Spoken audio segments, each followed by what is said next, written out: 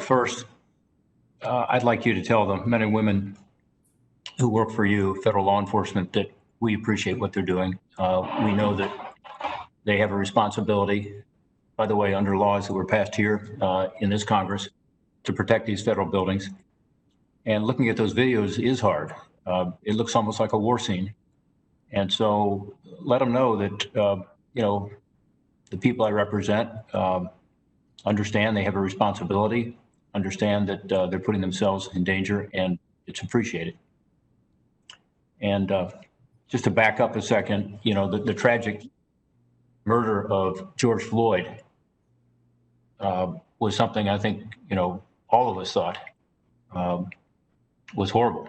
And then we had protests and demonstrations all around the country in response to that, and in support of racial justice and equality.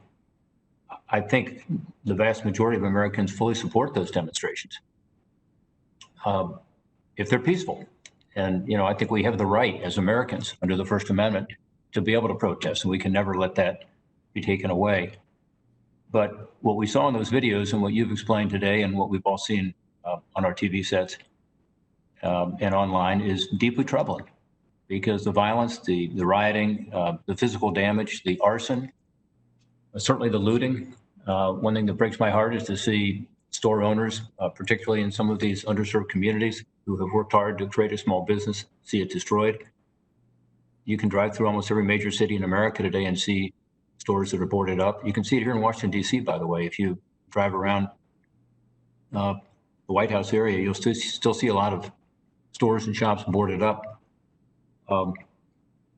The arson that we saw in the videos is extremely dangerous to everybody. And unfortunately, we've seen this accompany some of these peaceful protests, not all. And Portland is an exception, as you said, in terms of the attacks on the federal buildings. I guess the one question I would ask you is, what have you learned? The coordination with the local and the state officials has obviously been a huge problem. Lack of coordination, I should say. Sounds like that's getting better. It sounds like the governor and others are now working more closely with you. But what could you have done better? The protection of the courthouse and federal building in general, I think, is, again, clearly within your mission set. But were there things that were done or things that happened that you've learned from in terms of potential for future conflicts like this? What would you tell us this morning? Well, thank you for the question. And I think it goes back to the ranking member's question about the partnership between federal law enforcement and state and local law enforcement. What we've seen is across the country, it works in city after city after city.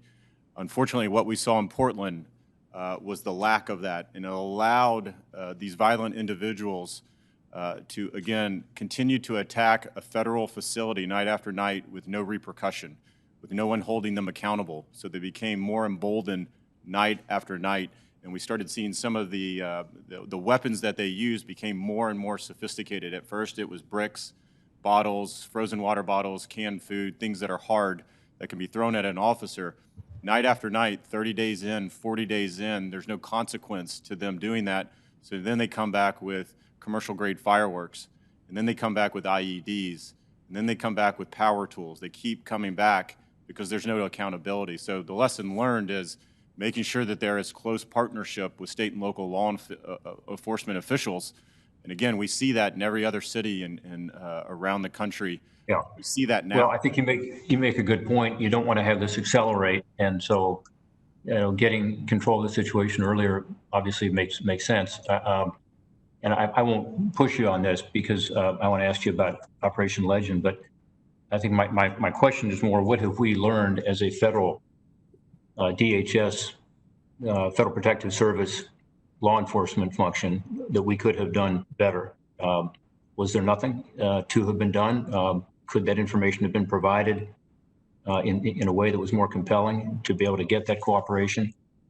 I find it extraordinary that the cooperation wasn't there, because I know at every level, local law enforcement, state law enforcement, federal law enforcement typically have a passion to be able to coordinate and work together and do it well, even without direction often. just at the grassroots. But maybe you can get back to me on that as to what could have been done to try to make this relationship work better. On Operation Legend, it came up a moment ago, and I'd like to clear up some confusion about that. This has been something that has been confusing in my own state. My understanding is that Operation Legend is a follow-on to Operation Relentless Pursuit, which is about violent crime. It's not about these protests. It's not about what we've been talking about otherwise today. And Cleveland, Ohio is one of the cities that is apparently part of Operation Legend, will receive more funds and also more help, including help from DHS. My understanding is that several DHS personnel will be part of the new Operation Legend, or the expansion of Operation Relentless Pursuit in Cleveland.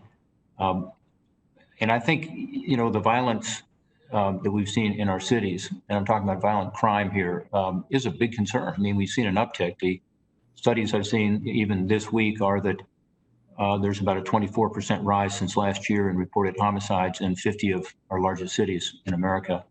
Unfortunately, Cleveland is one of those. And so I think it's good that we're helping Cleveland to cut down on violent crime. I think, having talked to the mayor about this, he also would like to see, obviously, a reduction of violent crime.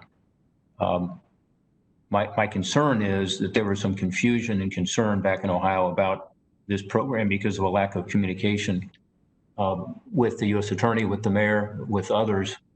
The mayor told me he read about Operation Legend as an example. He said he had heard about it from a press release. So did I. And my question to you is, what could we do to sort of reduce the confusion about this? There was a lot of concern that this had to do with federal agents coming in and dealing with protests, which was not the issue at all. It was about violent crime. And without having information up front and without having done the proper groundwork, it created more confusion than it should have. I think it's been cleared up now, but I would just ask you, could you distinguish Operation Legend from, as an example, the situation in Portland? And could you tell us how DHS could do a better job in cooperating with local law enforcement, as well as some of our federal personnel, including the U.S. attorneys? Sure. Again, what we are doing in Portland is protecting a federal facility that has been under attack or was under attack for over 60 days. Operation Legend is not directed at federal facilities or the protection of federal facilities. It's more to go again to address that violent street crime. HSI, Homeland Security Investigations, as part of ICE, is partnering. It's a small partnership with DOJ as they go out into different cities. Specifically in Chicago is where we are most engaged. And HSI every day deals with drug trafficking, money laundering, weapons trafficking, and violent crime. And that's what we are partnering with ATF, DEA, FBI, Marshal Service in specific cities like Chicago, but across the country as well. So 2 different missions regarding Operation Legend and making sure that the coordination, the communication is there. It's my understanding that most Operation Legends initiatives are being run by U.S. attorneys in those various cities and various districts. So I'll certainly take that back to DOJ to make sure that that partnership and that communication is there. Well, again, I think I would appreciate your looking into it, but also getting back to us and talking about how we can better coordinate, because clearly in Cleveland, Ohio, we didn't coordinate well. And although, again, you don't take the lead in that, it's more of a DOJ responsibility for local law enforcement and for the mayor and for even the U.S. attorney to have heard about it through press accounts rather than having been told about it and having gotten the explanation.